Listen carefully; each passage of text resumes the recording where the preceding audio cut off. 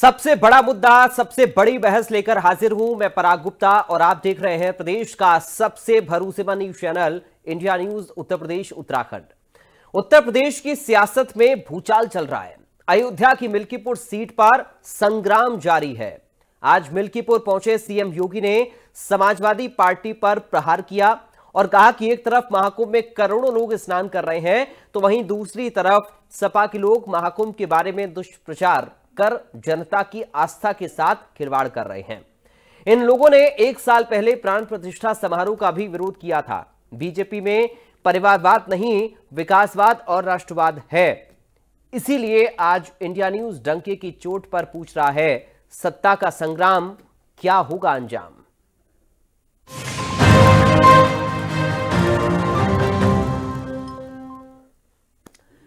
तो मिल्कीपुर विधानसभा सीट को लेकर सियासी पारा हाई है। बीजेपी और सपा के बीच सियासी बयानबाजी का दौर तेज हो चला है। आज सूबे के मुख्यमंत्री योगी आदित्यनाथ मिल्कीपुर पहुंचे, जहां से समाजवादी पार्टी पर उन्होंने प्रहार करते हुए कहा कि सपा के हाथ खून से सने हुए हैं। समाजवादी पार्टी को देखकर बिटिया घबरा जाती है और चुनौती परिवारवाद उसके सामने एक बड़ी समस्या है।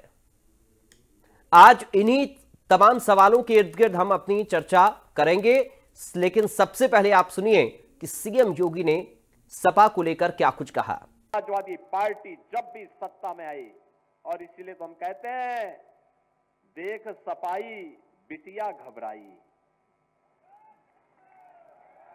ये मोइन खान के एक कुकृत्य थे और मोइन खान को सिर पे लेके ढोते हैं समाजवादी पार्टी के अयोध्या के दुर्भाग्य से बने हुए सांसद। आपने देखा होगा ना, उसी मोइन खान को तो पैरवी कर रहे थे, उसके साथ फोटो खिंचवाने में गौरव की अनुभूति कर रहे हैं। और इसीलिए हम लोगों ने भी कहा कि नहीं, हम अयोध्या को, मिल्कीपुर के ही किसी सपूत को उनके बीच दे करके वहां से वो विधायक बन करके वहां के विकास को ऐसे ही आगे बढ़ाने का काम करेंगे। मिल्कीपुर को भी अयोध्या की तर्ज पर विकास की बुलंदियों की ओर आगे पहुंचाना है। ये वही समाजवादी पार्टी है, ये वही समाजवादी पार्टी है जिस समाजवादी पार्टी के हाथ कार सेवकों की खून से सने हुए हैं, जिन्होंने सरयू मैया को कार सेवकों के खून से लाल करने का काम किया था। अयोध्या की गलियों में निर्दोष कार सेवकों पर गोलियां बरसाई थी। ये वही समाजवादी पार्टी है। अयोध्या में राम मंदिर का विरोध करती है, महाकुंभ का विरोध करती है। एकता के मार्ग में सबसे बड़ी चुनौती है जातिवाद, सबसे बड़ी चुनौती है परिवारवाद। और आज उसी परिवारवाद पर प्रहार करने के लिए मैं आपके पास आया हूं, उसी जातिवाद पर प्रहार करने के लिए मैं आपके पास आया हूं, आपसे अनुरोध करने के लिए, आपसे अपील करने के लिए। आपके विकास में बाधा है ये परिवारवाद और जातिवाद की राजनीति। आपके विकास में बाधा है ये बांटने की राजनीति। आपकी आस्था के साथ खिलवाड़ है परिवारवाद की राजनीति और जातिवाद की राजनीति। ये जातिवाद की राजनीति वे लोग कर रहे हैं, ये परिवारवाद की राजनीति वे लोग कर रहे हैं जिन्होंने केवल और केवल अपने परिवार की चिंता की। चलिए, इस वक्त हमारे साथ कुछ खास मेहमान जुड़ गए हैं, सीधा आपका परिचय कराते हैं, उसके बाद आज इसी पर चर्चा करेंगे। समाजवादी पार्टी से प्रवक्ता जितेंद्र वर्मा हमारे साथ हैं। जितेंद्र वर्मा जी, आपका स्वागत है। वरिष्ठ पत्रकार रमेश ठाकुर हमारे साथ हैं। रमेश ठाकुर जी, आपका स्वागत है। कांग्रेस पार्टी से प्रवक्ता राजेंद्र सागर हमारे साथ हैं। राजेंद्र सागर जी, आपका स्वागत है। और बीजेपी से प्रवक्ता अवनीश त्यागी हमारे साथ हैं। अवनीश जी, आपका स्वागत है। सबसे पहले रमेश ठाकुर साहब, शुरुआत में आपके साथ कर रहा हूं, उसके बाद राजनीतिक चर्चा पर जाऊंगा। कैसे देख रहे हैं आज मुख्यमंत्री के इस दौरे को और उनके इस संबोधन को? देखिए, जब कोई बड़ा नेता जब जाता है, किसी भी चुनावी सभा में उतरता है, तो ये लगता है कि पहले तो थोड़ा हल्का था, लेकिन उनके पहुंचने के बाद में छौका और तगड़ा लग जाता है। तो ये मान के चलो कि इनके बाद से जो स्थितियां हैं, चुनावी सरगर्मियां बहुत ज्यादा तेज हो जाएंगी। इसके बाद में दूसरे जो दल हैं, सपा, समाजवादी पार्टी या दूसरे भी जितने भी दल हैं, तो वो भी अपने प्रमुख नेताओं को कोशिश करेंगे कि इस चुनावी समर में उतार के कम से कम इनको काउंटर करा जाए। अब बात आ जाती है, देखो मिल्कीपुर की जो स्थितियां हैं, तो वो अब के पिछले के मुकाबले अब जो हैं वो बदली हुई दिखाई दे रही हैं। पिछले जो उस समय के 9 बाई इलेक्शन हुए थे उसके साथ अगर ये होती तो ये लग रहा था कि बिल्कुल समाजवादी पार्टी की झोली में सीट है। लेकिन जिस तरीके से पिछले रिजल्ट रहे उसके बाद में जो भाजपा को बम्पर एक डोज मिली है जीत की, उसके बाद में वो बड़े उत्साहित हैं। और सबसे बड़ी बात ये कहा जाता है कि जो बाई इलेक्शन होता है वो सत्ता पक्ष का होता है, जो सरकार जो जिनकी भी दल की होती है उनका होता है। तो इसलिए तो इस मायने में आप ये नहीं कह सकते हो कि ये जो सीट है मिल्कीपुर की वो भारतीय जनता पार्टी बहुत आसानी से जीत लेगी। अब यहाँ पे जातियों का समीकरण जो जा जाता है तो उसमें अगर एमवाई फैक्टर पूरी तरीके से समाजवादी पार्टी के पक्ष में रहा तो मुझे लग रहा है स्थितियां पलट जाएंगी। अब इसके बाद में लगभग मेरे हिसाब से 3.5 लाख वोटर यहाँ पे हैं। उसमें ऐसा नहीं है कि बहुत ज्यादा एक वर्ग है जिसके वोटिंग का जो पलड़ा बहुत भारी है। वहाँ ठाकुर भी हैं, पासी भी हैं, दलित भी हैं और दूसरे भी जातियों के लोग हैं। तो ये सारे छिटपुट जितना भी ये मिक्सचर है, तो मुझे लग रहा है कि एक दल तो नहीं कोशिश करेगा कि मेरे पक्ष में सारा आ जाए। लेकिन हाँ, समाजवादी पार्टी का जो है, क्योंकि उनका सांसद भी वहां से है और जो सांसद हैं उनकी सीट रही है, उन्होंने अपने पुत्र को वहां पे उतारा है, तो इससे थोड़ा पलड़ा भारी दिखाई देता है। अब यहाँ पे उलट आ जाती है, अगर फिर भाजपा की अगर हम बात करें, अगर बाबा गोरखनाथ अगर यहाँ पे लड़ते तो मुझे लगता है पर्सनली कि ये मुकाबला और दिलचस्प होता है और इसमें जीत की संभावना भारतीय जनता पार्टी के पक्ष में ज्यादा रहती, क्योंकि उनके जो पिछले चुनाव आप देखो, जब वो जो मौजूदा सांसद हैं उनके सामने जब लड़ा था तो 5-6% वोटों की कमी रह गई थी, वरना बिल्कुल नेट टू नेट फाइट मानी जा रही थी। अब उनके जगह दूसरे कैंडिडेट को उतारना, तो जाहिर सी बात है दोनों में थोड़ा ना बहुत कन्फ्लिक्ट तो होगा और वो कन्फ्लिक्ट मुझे लग रहा है इस बार चुनाव में दिखाई देगा, क्योंकि उनका जो वर्ग है पहले से ये सोच रहा था, उनके समर्थक सोच रहे थे कि बाबा गोरखनाथ को ही मैदान में उतारा जाएगा। अगर खुदा न खास्ता उनको नहीं उतारा जाता तो उनके पसंद का या उनके टोली का कोई व्यक्ति होगा जो इस चुनावी समर में खड़ा होगा। लेकिन क्या हुआ, शीर्ष नेतृत्व ने उनको इस बात के लिए नकार दिया है। हालांकि अभी जो विरोध के सुर हैं अभी बाहर निकल के नहीं आए, लेकिन बहुत ज्यादा अंदर खाने शांति बनी हुई ऐसी भी वो चीजें नहीं दिखाई दे रही हैं। तो इसलिए चुनाव जो है पूरी तरीके से नेट टू नेट यहाँ पे दिखाई देता है। और रही बात, देखो जिस तरीके से योगी आदित्यनाथ अगर किसी विधानसभा में बाई इलेक्शन में अगर खुद जा रहे हैं तो उसकी गंभीरता को आप समझ सकते हो, वो कितनी बड़ी प्रतिष्ठा है लखनऊ से लेके दिल्ली तक के लिए। क्योंकि समाजवादी पार्टी जब वहां से अयोध्या से अगर जब सांसदी का जो टिकट निकाल सकती है, सीट निकाल सकती है, तो पार्लियामेंट से लेके सड़क से लेके हर जगह यही कहा जाता रहा है कि जिसमें जहां जो सबसे ज्यादा आपकी जीतने की संभावना थी, आपने मंदिर भी बनवाया, उनके लिए इतना कुछ करा, आप वहां से हार गए, जनता ने वहां से नकार दिया। तो ये गलत मैसेज पार्टी के लिए बहुत ज्यादा गया था। अगर यहाँ पे भारतीय जनता पार्टी जीतती है तो कम से कम उस असर को कम करा जा सकता है। तो ये लोग ये कह सकते हैं कि देखो आपका जो सांसद है वहां एक्सीडेंटल जीता था, वो गलत तरीके से जीत गया था, जबकि हमें जीत मिलनी चाहिए थी क्योंकि देखो हमने ये चुनाव जीता। तो मुझे लग रहा है इस तरह की परिस्थितियां भी वहां बन सकती है। ठीक है सर, लौटूंगा आपके पास। अवनीश त्यागी जी, तो क्या जातिगत समीकरण साधने के लिए प्रत्याशी का चयन आप लोगों ने किया? क्योंकि परिवारवाद का आरोप आप लोग लगा तो रहे हैं, लेकिन उससे निपटेंगे कैसे? या फिर जैसा अभी रमेश ठाकुर जी कह रहे थे, छौंका लग गया योगी आदित्यनाथ के जाने से? देखिए, ठाकुर जी जो कह रहे हैं वो बहुत ठीक बात कही उन्होंने, उनका अपना विश्लेषण है। परंतु योगी जी के जाने के साथ साथ प्रत्येक कार्यकर्ता का, स्थानीय नेताओं का, शीर्ष जो प्रदेश के वरिष्ठ नेता हैं उनका लगातार संपर्क और आम कार्यकर्ता का संपर्क जनता के बीच तभी से बना है जब ये सीट पर चुनाव होने की घोषणा हुई। तो ऐसे में जब संवाद जब बढ़ता है, संपर्क जब बढ़ता है, और जो परिवारवादी ताकतें हैं जब उनसे लड़ाई का आह्वान होता है, एकदम फ्रेश चेहरा भारतीय जनता पार्टी ने दिया है, ताजगी भरा चेहरा, स्थानीय चेहरा दिया है, तो उसका नतीजा भारतीय जनता पार्टी को मिलेगा, पॉजिटिव मिलेगा। और माहौल इस समय पूरे देश में, प्रदेश में भारतीय जनता पार्टी के पक्ष में है।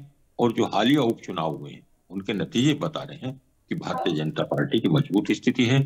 विपक्ष इसको तमाम तरह की बातें कह सकता है, वो प्रशासन की बातें कर सकता है, वो तमाम बातें कर सकता है, वो दबाव की बातें कर सकता है, परंतु ऐसा कुछ नहीं है। जनता का भरोसा भारतीय जनता पार्टी के प्रति बढ़ रहा है। भारतीय जनता पार्टी के प्रति इसलिए बढ़ रहा है कि भारतीय जनता पार्टी के नेताओं ने और डबल इंजन सरकार ने जो उनकी अपेक्षाएं हैं, जनता की अपेक्षाएं हैं, उनको पूरा किया था। और जो भ्रमजाल बीते दिनों में इंडी गठबंधन के दलों ने बनाया था, उसका भ्रमजाल खत्म हो चुका है। वो इंडी गठबंधन अपने आप में तार-तार हो चुका है, कहीं उसका कोई वजूद नहीं रहा है। मिल्कीपुर से आप देख रहे हैं किस तरह से कांग्रेस भाग गई है, और इंडी गठबंधन जैसी कोई चीज भी नहीं रह गई है। वो अवसरवादियों की गठजोड़ था, वो मौका प्रस्तों का गठजोड़ था, वो सत्ता के लोलुप का जोड़ था, वो बिखर गया है। अब जनता जान गई है कि विकास किसके साथ है, किसके साथ भरोसे जनता देश को मजबूत बना सकती है और क्षेत्र को विकास में आगे बढ़ा सकती है। तो इसलिए भारतीय जनता पार्टी की पूरी मजबूती है। और देखना, जब 5 तारीख को वोट पड़ेंगे और 8 को नतीजे आएंगे, तो भारतीय जनता पार्टी के कार्यकर्ता भारी मतों से मिल्कीपुर में जीतेंगे। और जो ये खुद होते घूम रहे हैं, इनके चेहरे लटके मिलेंगे इस आने वाले चुनाव के नतीजों के हाथ। चलिए, जितेंद्र वर्मा जी क्या कर रहे हैं सर चुनाव प्रचार में तड़का लगाने के लिए आप लोग भी? चूंकि योगी आदित्यनाथ तो माहौल बना गए हैं और आरोप भी तमाम सारे आप लोगों के ऊपर लगा दिए हैं। देखिए माननीय मुख्यमंत्री जी, पूर्व में हुई उत्तर प्रदेश में भाजपा की हार और विशेषकर अयोध्या की हार और होने वाली मिल्कीपुर हार को लेकर मानसिक स्थिति उनकी ठीक नहीं है, तो वो ऐसे वैसे आरोप विपक्ष पर और समाजवादी पार्टी पर लगा रहे हैं। मुख्यमंत्री जी तो स्वयं जातिवाद और परिवारवाद का ज्वलंत उदाहरण है।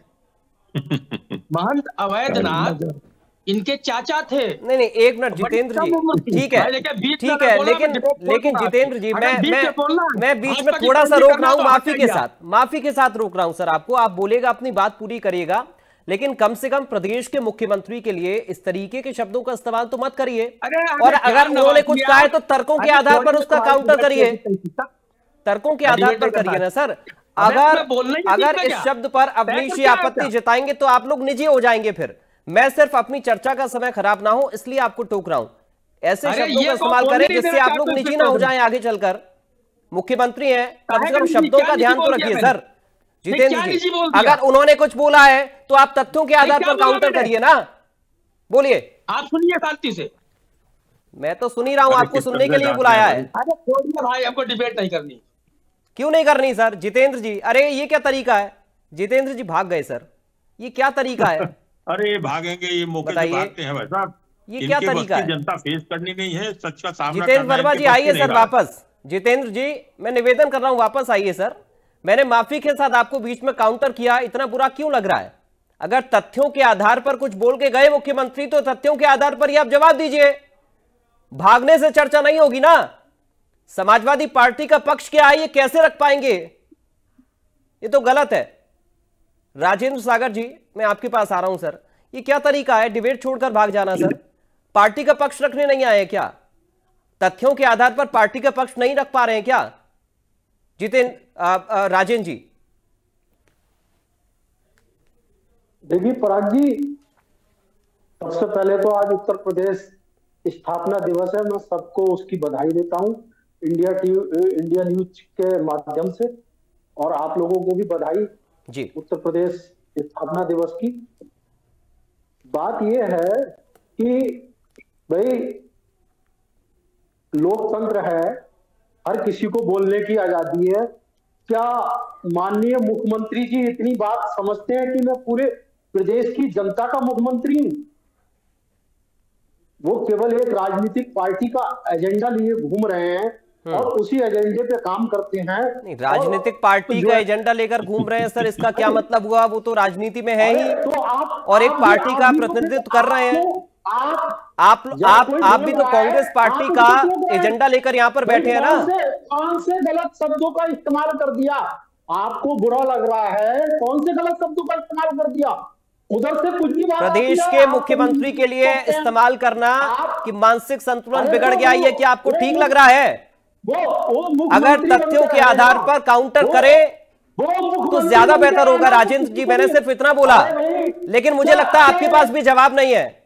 मुझे लगता है आपके पास भी जवाब नहीं है। आप सुनेंगे नहीं, फिर मुझे भी छोड़नी पड़ेगी। तो ये तो सर, ये आप तय करिए, आपको क्या करना है? पार्टी का पक्ष रखना है या चर्चा छोड़कर भाग जाना है? ये तो आप तय करेंगे।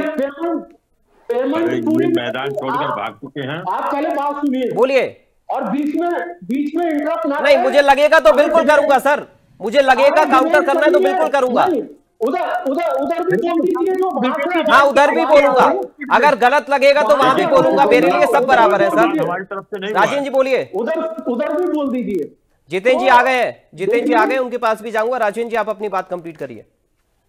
देखिए, सबसे पहली बात है, अगर कोई भी संवैधानिक पद पे बैठा है तो वो सबका होता है, ना कि किसी एक व्यक्ति का या एक वर्ग का या एक धर्म का। वो सब धर्म और सब की बात करता है, क्योंकि हमारा देश लोकतांत्रिक देश है। हमारे देश का संविधान ये कहता है कि जो है सब धर्मों की और सब लोगों की बात करेगा, जो भी संवैधानिक पद पे बैठेगा, है ना। तो ये कटेंगे बटेंगे बांटने वाली स्थिति ये पैदा करते हैं, काटने वाली स्थिति ये पैदा करते हैं, और फिर जो है उसको जो है काट छाट जब दूसरा उसमें तो उस पर टीका टिप्पणी करते हैं। अरे आप देखिए, आज इंडिया गठबंधन, कागजों में इंडिया गठबंधन, बोलते क्या है इंडी गठबंधन। इन्हें इंडिया नाम लेने में शर्म आती है। जिनको जो इंडिया में पैदा हुए हैं उनको इंडिया कहने में शर्म आती है, समझे। तो वो लोग क्या कर सकते हैं इस देश के लिए? वो इस देश को बांटने का ही काम कर सकते हैं, इस देश को छांटने का काम कर सकते हैं, इसके अलावा कुछ नहीं कर सकते हैं। और बात रह गई मिल्कीपुर की, तो मिल्कीपुर विधानसभा सीट 101% इंडिया गठबंधन जीतेगा। आज कांग्रेस ठीक को सब देख रहे हैं और कांग्रेस का पूरा समर्थन है समाजवादी पार्टी को, और इंडिया गठबंधन वहां चुनाव जीतेगा।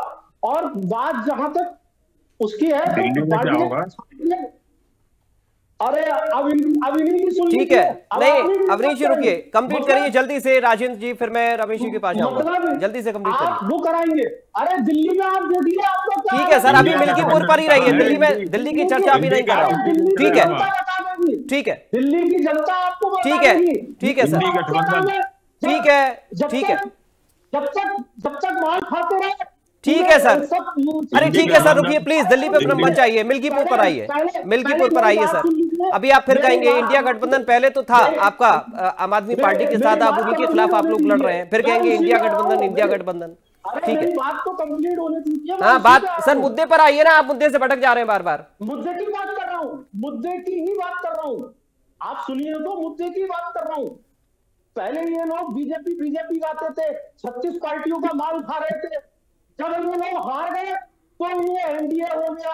अरे ये अपनी बात करें कि कहाँ है आज ये एनडीए गा रहे हैं उस समय। ठीक है, चले मैं आऊंगा। राजेंद्र जी, आप बहुत ज्यादा भटक जा रहे हैं। मैं आऊंगा, लौटूंगा आपके पास। अब थोड़ा सा रुकिए, रुक जाइए, आप रुक जाइए, रुक जाइए, रुक जाइए सर, लगातार मत बोलिए, लगातार मत बोलिए प्लीज। अवनीश जी आप भी रुकिए, राजेंद्र जी आप भी रुकिए, रुक जाइए अब। ठीक है, लौटूंगा। अवनीश आऊंगा, थोड़ा सा रुकिए सर, प्लीज प्लीज, धैर्य रखिए सर, रुक जाइए। राजेंद्र जी लगातार नहीं बोलना है सर, बाकी लोग भी हैं, लगातार नहीं बोलना है, लगातार नहीं बोलना है। हो गई सर आपकी बात कंप्लीट, आप मुद्दे पर बात नहीं करना चाह रहे हैं, लौटूंगा। आप थोड़ा सा धैर्य रखिए प्लीज, रुकिए सर।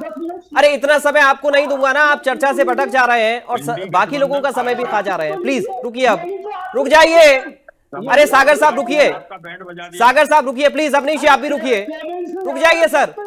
अरे रुकिए सर, समय खराब मत करिए प्लीज, निवेदन कर रहा हूँ प्लीज। अवनीश आप भी रुकिए सर, राजेंद्र जी आप भी रुकिए, दोनों लोग रुक जाइए।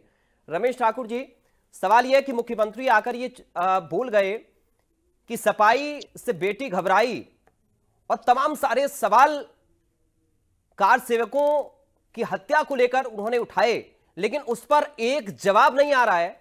और हम चर्चा छोड़कर भाग जाएं, क्या तरीका है? हालांकि जितेंद्र जी आ गए हैं वापस, उनसे पूछूंगा मैं, लेकिन पहले आपका रिएक्शन में चाह रहा हूं रमेश ठाकुर साहब। देखिए, मुझे लग रहा है इस तरह के बयानात से चाहे सीएम हो, चाहे पीएम हो, या कोई भी नेता हो, बचना चाहिए। सारे राजनीतिक दल सम्मानीय हैं, सम्मान होना चाहिए, और कोई किसको कह दे वो बेटी से बचे, ये इस तरह की चीजें नहीं होनी चाहिए। देखो, मुद्दों की जो लड़ाई है, मुझे लग रहा है हम दिल्ली में भी देख रहे हैं, हर जगह जहां जहां भी चुनाव हो रहा है मुद्दे पीछे छूट गए हैं। राम रावण इस तरह की चीजें सामने आ रही हैं, जो बेजान चीजें हैं, जिनका धरातल से और बुनियादी चीजों से कोई लेना देना नहीं है। मुद्दे उठाइएगा, सीवर का पानी, पानी का, और किस तरीके से बिजली आप दे रहे हो, लॉ एंड ऑर्डर आपका कैसा है, शिक्षा का स्तर कैसा है। अब अयोध्या नगरी को न सिर्फ देश के लिए वो बना है, पूरे विश्व के लिए बना हुआ है, पर्यटक स्थल वो बन चुका है। कितने लोग रोजाना आ रहे हैं, उनकी सुरक्षा, उनकी रक्षा, और किसी को कोई दिक्कत ना हो, रहने खाने की हर चीजों पे बात होनी चाहिए। अब आप मंच पे आके ये कहते हो कि फलाने से वो डर जाएगा या उससे वो भयभीत है, तो इस तरीके की बातें नहीं होनी चाहिए। और रही बात, देखो, जब डिबेट हो या सड़क की लड़ाई हो या संसद की लड़ाई हो, सारे नेताओं को एक मंच पे आके एक ही सुर में और एक ही मर्यादा में रह के बात करनी चाहिए। वो कहीं पे नहीं हो पा रही है। देखिए, मिल्कीपुर का जो चुनाव है, मुझे लग रहा समाजवादी पार्टी से ज्यादा प्रतिष्ठा का सवाल इस समय भारतीय जनता पार्टी के लिए है। वो किसी भी सूरत में चुनाव जीतना चाहती हैं, ये बात सर्वविदित हो चुकी है। क्योंकि कैंडिडेट का जब चुनाव होता है, वो प्रदेश स्तर से जितने भी नाम जाते हैं सारे नकार दिए जाते हैं। यहाँ तक सीएम से लेकर और कई सारे जो नेता हैं, जो वहां के स्थानीय नेता हैं, वो भी उनकी बात नहीं रखी गई। नाम कहाँ से तय होता है? दिल्ली से तय होता है। और सब चीजें उसके बाद में क्या हो रही हैं, वो जनता के सामने पब्लिक डोमेन में है। अब नहीं जाऊंगा क्यों दिल्ली क्यों इन्वॉल्व हो रही है इस चुनाव में? कि जो एक कलंक हमारे ऊपर लगा है हार का, और ऐसी सीट से जहां पे हमको हारना नहीं चाहिए थे, भारतीय जनता पार्टी को नहीं हारना चाहिए थी। जब ये समाजवादी पार्टी या दूसरे दल के कहते हैं कि आपने ऐसी सीट जो हार दी जो आपको नहीं हारनी चाहिए, तो उस कलंक को इनको मिटाना है। तो इसलिए बहुत प्रतिष्ठा का सवाल बना हुआ है। और रही बात समाजवादी पार्टी की, जहां तक बात है, समाजवादी पार्टी इस सीट को बहुत सेफ करके चल रही है। उनको पता है कि अगर हमारा अब देशवासी यहाँ से जीते थे और जीतते आ रहे थे, वो हट गए, और उनके युवा चेहरे, उनके बेटे अजीत पासी यहाँ पे आए हैं, तो वो बिल्कुल आश्वस्त है कि हम ये सीट निकाल लेंगे। उस आश्वस्त को देखते हुए तभी भारतीय जनता पार्टी का शीर्ष नेतृत्व वहां पड़ा होगा।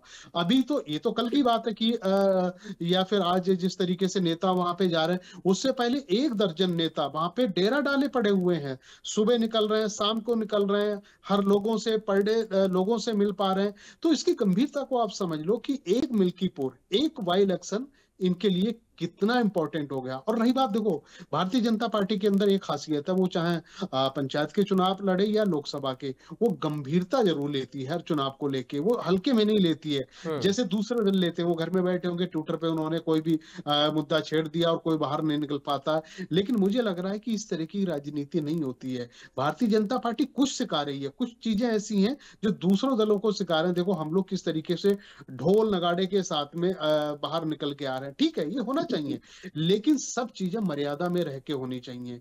देखो, किसी कार्यकर्ता को, मैं चाहे भारतीय जनता पार्टी हो, समाजवादी पार्टी का हो, सारे कार्यकर्ता सम्मानीय होते हैं। उनको आप कह दो कि फलाना किसी की बेटी से उसको डर है, तो मैं पर्सनली चाहूंगा कि इस तरह के परहेज करना चाहिए, सबको परहेज करना चाहिए। इस तरह की शब्दावली बिल्कुल भी नहीं होनी चाहिए।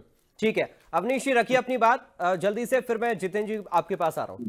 देखिए पराग जी, मैं ठाकुर हमारे पास क्या उन्हीं के पास रहिए आप। जब आप तो सर बीच में चले गए, आपको तो मौका दिया था मैंने, कहूंगा आऊंगा, थोड़ा सा धैर्य रखिए। भाजपा को बुलवा दो ना पूरी डिबेट, क्या करो, बुलवा।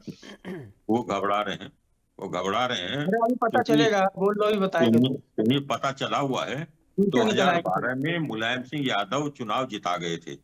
उसके बाद से जब से समाजवादी पार्टी अखिलेश जी के पास आई है, लगातार जो हालत है, एक भी चुनाव नहीं जीत पा रही। और 2012 से लेकर 17 तक जो तांडव मचाया था अपने प्रदेश में, वो जनता के दिमाग लोकसभा का श्रेय तो वो ले रहे हैं ना सर अवनीश जी। सुनिए, लोकसभा की पराग जी मैं बात करूंगा, सुनिए। लोकसभा में जो भ्रम फैलाया था, वो जनता के दिमाग से साफ हो चुका है। जनता के सामने मतलब आप कमजोर साबित हुए थे। नहीं, उपचुनाव, सुनिए, इन्होंने नहीं जो नहीं, भ्रम एक मिनट फैलाया, अवनीश जी, गठबंधन नाम ने जो अवनीश जी, भ्रम सरकार फैलाया, आपकी जो सारा उपचुनाव- तंत्र आपका ऐसा आरोप तो उपचुनावों ने लगाते ही बता है, दिया कि और आप ये सच्चाई कह रहे हैं किधर कि है, भ्रम जनता फैलाकर किधर है। जनता के बीच में चले गए और आप लोगों ने आराम से भ्रम फैलने दिया। नहीं इसका नहीं, मतलब तो जनता आप के कमजोर बीच हो जा गए रहे थे हैं, ग्राउंड पर। लगातार जा रहे हैं। नहीं, जनता के बीच जा रहे हैं, इसलिए उपचुनाव में बेहतर नतीजे लाए और इनको वहां दिखाया। कुंदरकी जैसी सीट जब जीत कर आई है तो इनकी आंखें खुल गई, इनके नारे तमाम धुल गए, इनके आश्वासन तमाम धुल गए, इनके चेहरे साफ के नकाब उतर गया और ये गठबंधन तार तार हो गया। हरियाणा में टूटा, सब जगह टूटा, दिल्ली में छूटा, और अब जिस तरह से कांग्रेस की हालत यहाँ समाजवादी पार्टी ने कर दी है, पता है कि इंडी गठबंधन का ठीक है। भविष्य क्या है। और इसके विपरीत भारतीय जनता पार्टी का एनडीए गठबंधन पूरी मजबूती के साथ डटा है और पूरी ताकत के साथ जुटा है, और उपचुनाव के नतीजे इस बात को साबित करते हैं। और मिल्कीपुर के नतीजे भी ये बता दें आप मिल्कीपुर को आधार मानकर चल रहे हैं क्या अवनीश जी? अब मिल्कीपुर को आधार मानकर चल रहे हैं? नहीं, आधार ने मिल्कीपुर भी भारतीय जनता पार्टी के लिए छोटे से छोटा चुनाव बड़ा होता है, ठीक है, और वो गंभीरता से लेती है, जनता ठीक को है, गंभीरता से लेती है। हाँ। भारतीय जनता पार्टी उन नेताओं में ठीक नहीं है है जो घर बैठ के ये कहते हैं कि उपचुनाव में ठीक है, हमारा नेता प्रचार करने नहीं जाता, ठीक है, जनता के बीच नहीं जाता। ठीक है, भारतीय जनता पार्टी का एक एक कार्यकर्ता, एक एक नेता ठीक है, जनता के बीच ठीक है रहता है, सर, उनके सुख दुख को ठीक है, सुनता लौटूंगा अब आपके उनके पास। दुख दर्द को दूर ठीक करता है और जितेंद्र, तभी उनका ठीक प्यार है, बटोरकर ठीक सत्ता है, में आता है। ठीक है, जितेंद्र जी रखिए अपनी बात। देखिए, प्रदेश के सबसे असफल और सबसे झूठे माननीय मुख्यमंत्री जी पूर्व में भाजपा की हार से 2024 में एक तो अयोध्या की और प्रदेश की और होने वाली मिल्कीपुर की हार को देखते हुए बौखला गए, इसलिए मुख्यमंत्री जी कुछ भी बोल रहे हैं। परिवारवाद का सबसे ज्वलंत उदाहरण, जातिवाद का सबसे ज्वलंत उदाहरण मुख्यमंत्री जी स्वयं है। जब अवैधनाथ जी पीठाधीश्वर थे, अरे भाई सुन लो, अब हमने सुना, प्यार से सुन लो। महंत अवैधनाथ जी इनके चाचा थे। सोचिए, महंत अवैधनाथ जी के शिष्य लगभग उनकी उम्र के बराबर होंगे। रुकिए अवनीश जी प्लीज, नहीं बीच में नहीं सर, एक एक करके बात रख रहे हैं। एक बार जितेंद्र जी कंप्लीट कर ले, फिर आप बोलिएगा, लेकिन बीच में नहीं, ऐसे सिर्फ समय खराब होगा। प्लीज अवनीश त्यागी जी, प्लीज निवेदन मैं आपसे कर रहा हूँ। जितेंद्र जी अपनी बात पूरी कर ले, उसके बाद आप बोलिएगा। प्लीज रुकिए, रुक जाइए। अयोग्य व्यक्ति योगी आदित्यनाथ को पीठाधीश्वर बनाया क्योंकि उनके भतीजे थे, ये सच्चाई है। और अपनी सीट से सांसद भी बनाया, अपनी सीट से सांसद भी बनाया। और मुख्यमंत्री ने कितने ठाकुरों की भर्ती की है, कैसे जातिवाद थाने से लेकर तहसील तक फैलाया है, ये पूरे प्रदेश की जनता देख रही है। दूसरा कार सेवकों वाला नृपेंद्र मिश्रा का बयान बार बार भाजपाइयों को सुनना चाहिए। नृपेंद्र मिश्रा ने कहा, प्रिंसिपल सेक्रेटरी थे वो, उन्होंने कहा वो प्रशासनिक फैसला था, शासनिक नहीं, मुलायम सिंह जी का लिया गया फैसला नहीं था। मौके की परिस्थिति को देखते हुए डीएम और एसपी जो फैसला लेते वो फैसला था। भाजपा पूरे देश में दंगा कराना चाहती थी, इसलिए वो फैसला लेना पड़ा।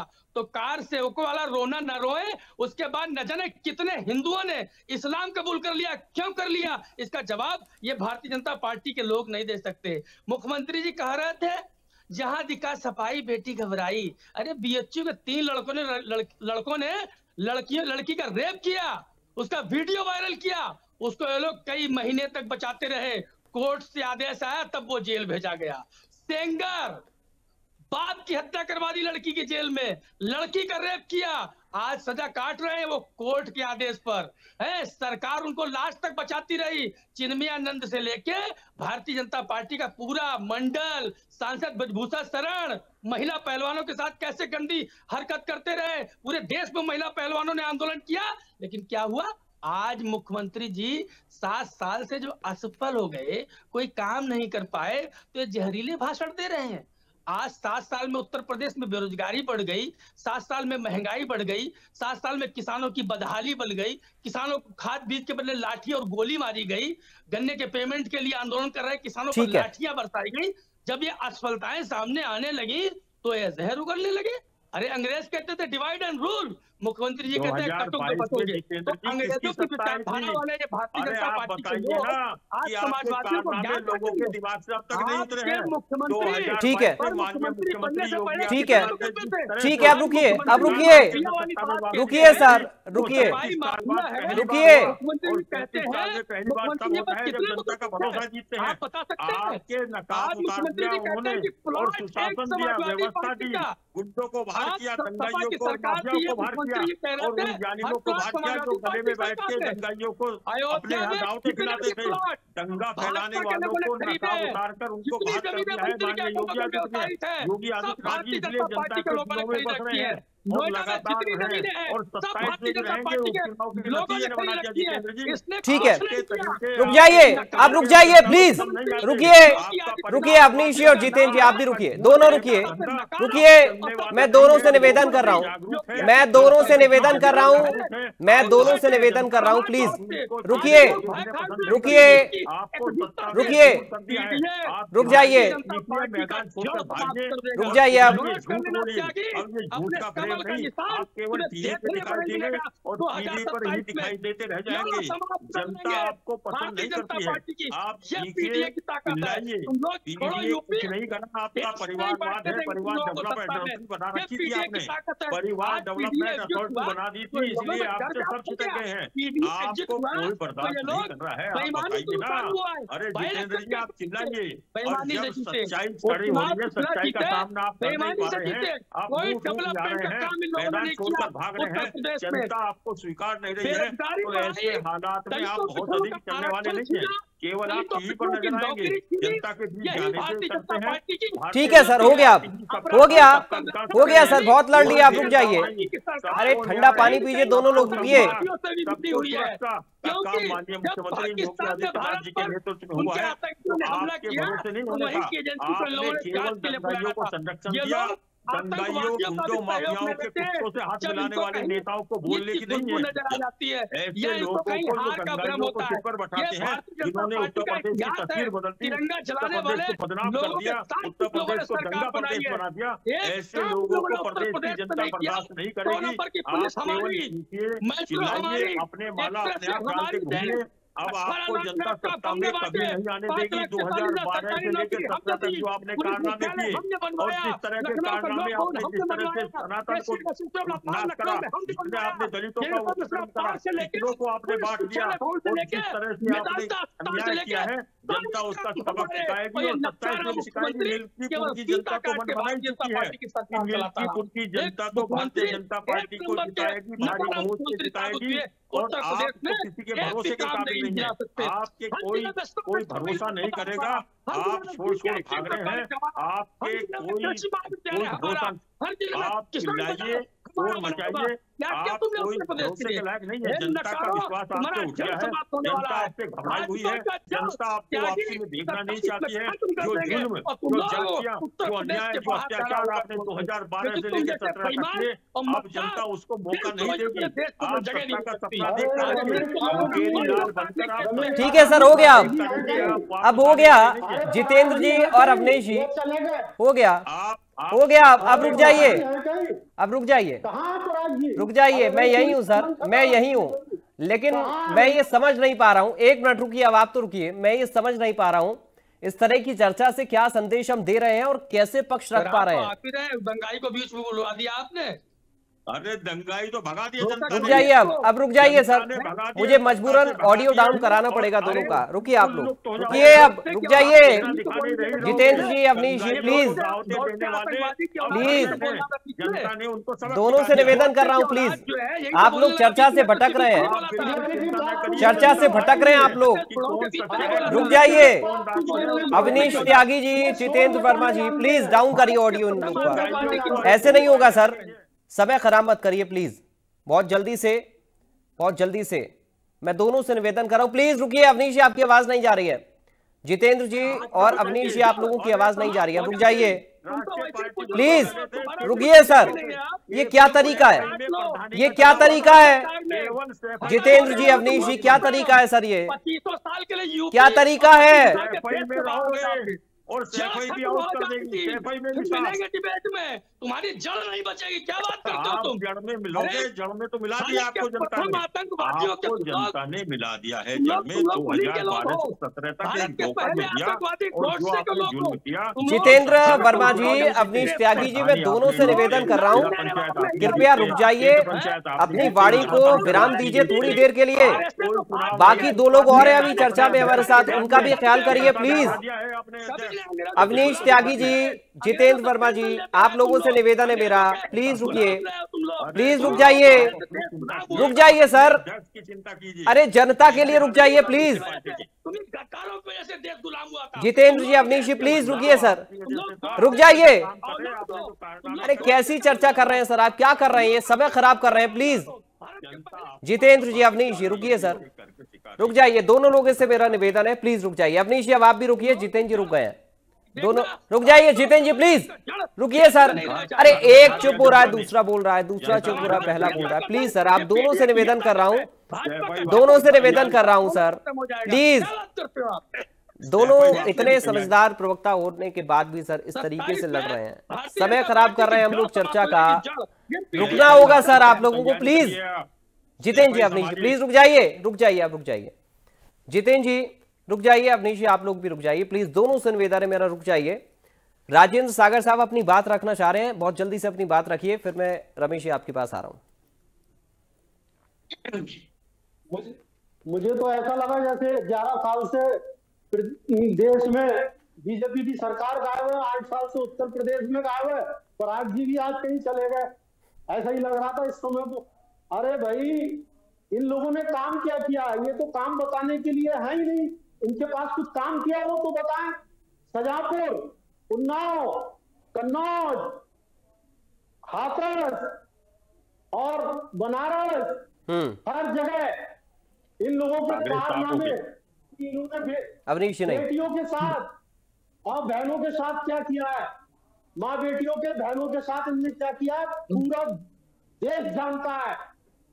आदरणीय राहुल गांधी जी, आदरणीय प्रियंका गांधी जी, आदरणीय अजय राय जी और कांग्रेस पार्टी और इंडिया गठबंधन हर जगह इनके साथ खड़ा रहा है। इन लोगों ने जो है शाजापुर से लेकर बनारस तक पूरा जो तांडव किया है बेटियों के साथ इस देश की, वो तुम्हें अभी देखिए जिस तरीके से श्री राम ने, भगवान राम ने इनको जो है अभी सजा दी है लोकसभा चुनाव में, इंडिया गठबंधन के प्रत्याशी ने इनको फैजाबाद सीट हराई। अब सीता माता इनको दूसरी सजा देने जा रही है। जो बाई इलेक्शन हो रहा है मिल्कीपुर में, उसमें छोटा प्रसाद देने जा रही है, बड़ा प्रसाद तो भगवान राम ने जो है लोकसभा चुनाव में दे दिया गठबंधन को। अब छोटा प्रसाद भी जो है सीता मैया देने जा रही है बहुत जल्दी। और 2027 में ये जिन देवी देवताओं के फूल का जो इस्तेमाल कर रहे हैं, जो कमल के फूल, जो लक्ष्मी जी जिस पे बैठती हैं, ये उनका अपमान कर रहे हैं। वो इन्हें 2027 में उत्तर प्रदेश की सत्ता से बेदखल करने का और 2029 में ठीक है देश की सत्ता से इन्हें बेदखल करने का। ठीक है सर, ठीक है, अरे इनकी हर नीयत में खोट है। ठीक है राजेंद्र सागर जी, मैं लौटूंगा आपके पास, अवनीश जी आपके पास भी आऊंगा, थोड़ा सा आपको धैर्य रखना होगा। रमेश ठाकुर जी के पास मैं जा रहा हूं, बहुत देर से नहीं गया, इंतजार कर रहे हैं वो भी। राजेंद्र सागर जी आप रुकिए सर, थोड़ा सा रुक जाइए प्लीज। राजेंद्र जी प्लीज रुकिए, राजेंद्र जी रुकिए, आप भी लगातार बोलते हैं सर, प्लीज रुकिए। नहीं अवनीश जी प्लीज, मैं निवेदन कर रहा हूं, अगर आप लोग बीच में बोलेंगे तो मैं फेडर डाउन कराऊंगा, जो मैं नहीं चाहता। ठीक है अवनीश जी प्लीज सर, बार बार बीच में मत बोलिए ना सर, बीच में मत बोलिए ना, समय खराब हो रहा है प्लीज। ठीक है राजेंद्र सागर जी, ऑडियो डाउन करिए सबका, सिर्फ रमेश ठाकुर जी बोलेंगे अब। सबका ऑडियो डाउन करिए प्लीज, रुक जाइए सर, लगातार मत बोलिए, ठंडा पानी पीजिए सर, लगातार मत बोलिए प्लीज, थोड़ा धैर्य रखिए। रमेश ठाकुर जी, सवाल यह कि असल मुद्दे तो गौण हो जा रहे हैं, असल मुद्दे गौण हो जा रहे हैं, हम लोग भूल जा रहे हैं कि किन मुद्दों पर हमें चर्चा करनी है। जनता उसको जिता रही है जो उनके। अरे आप रमेश ठाकुर जी है क्या, रमेश ठाकुर जी को बोलने दीजिए ना, रुकिए राजेंद्र जी, रुक जाइए, अवनीश जी रुकिए, जितेंद्र जी आप भी रुकिए, रमेश ठाकुर जी। पराग जी क्या बोला आपने, सवाल जरा मैं कह रहा हूं असल मुद्दे तो सर गौण हो जा रहे हैं, हम भूल ही जा रहे हैं कि चर्चा में किन मुद्दों पर करनी है। जी जी जी, देखिए अभी 19 मिनट हमारे दोनों मित्रों ने जिस तरीके से, पुरानी पिक्चरें होती थी मिथुन चक्रवर्ती की, कुछ नहीं पता चलता था, सिर्फ मार धाड़ ये वो। अब देखिएगा स्क्रीन पे यह हाल है, टीवी पे हाल है। अगर यही लड़ाई डिबेट अगर आप ओपन प्लेटफॉर्म पे कहीं कर दो तो मुझे लग रहा है एक दूसरे के कॉलर फाड़ देंगे, बहुत चीजें हो जाएंगी।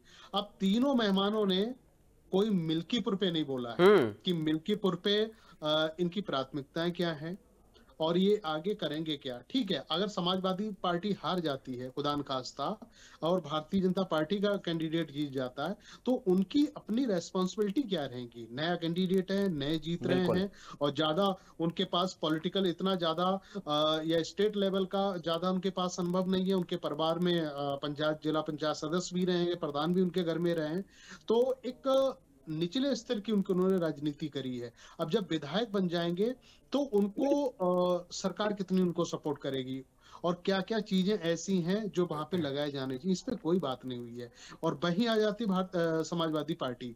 देखिए समाजवादी पार्टी के एजेंडे में मिल्कीपुर नहीं है, उनके एजेंडे में 2027 है कि 27 में किस तरीके से हम लोग अभी से ग्राउंड बनाए, अभी से माहौल बनाए और अभी से हर चीज को लेके हम लोग एक पूरी तरीके से परिपक्व हो जाएं जो कि आगे हमें कोई दिक्कत ना हो।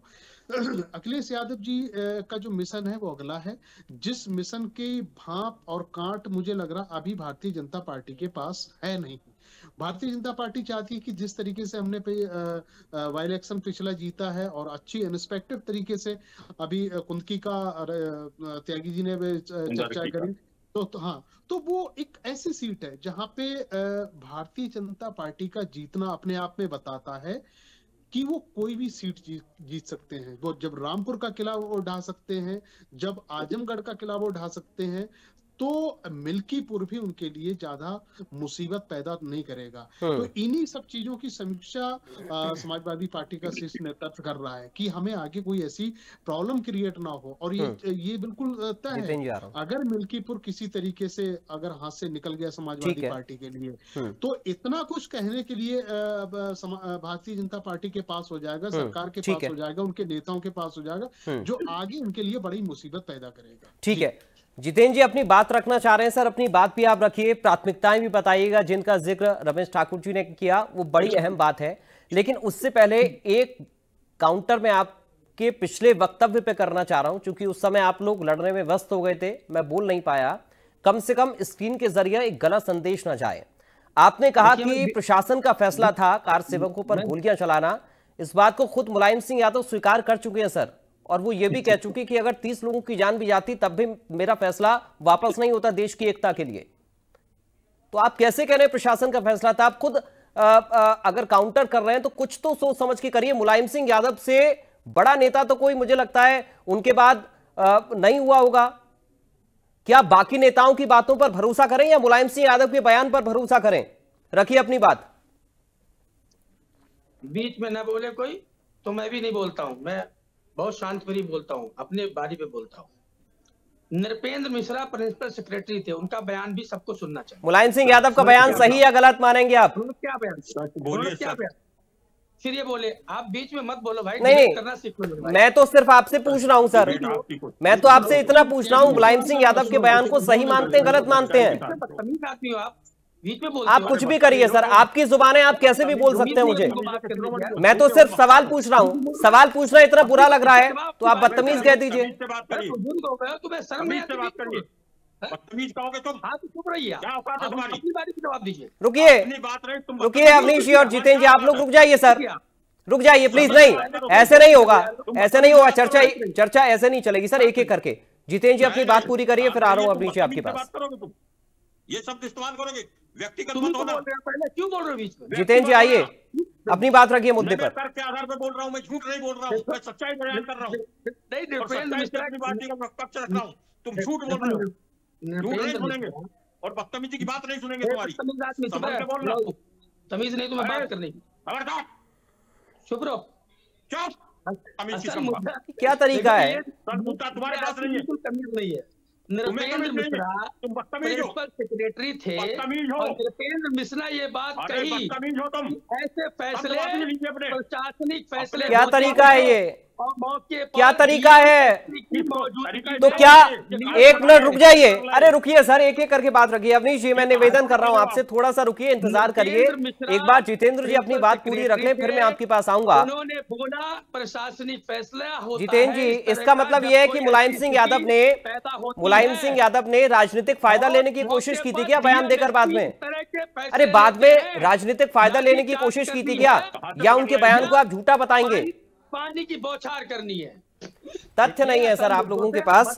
जवाब सवाल आपसे कुछ पूछा जाता है, जवाब आप कुछ और देते हैं।